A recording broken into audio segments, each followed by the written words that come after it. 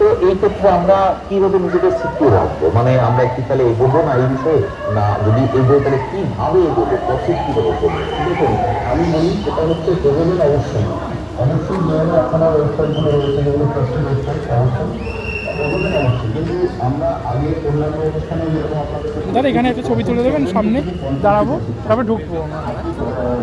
যে ধরনের cyber attack থাকেন তার জন্য আমাদের national cyber crime reporting portal রয়েছে।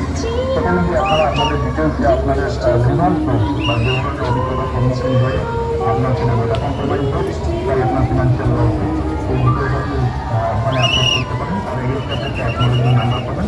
এই অ্যাকনোলেজমেন্ট নাম্বার পাওয়ার পর আপনি আপনার অভিজ্ঞতার উপর ভিত্তি করে আইনগত ব্যবস্থা নেওয়া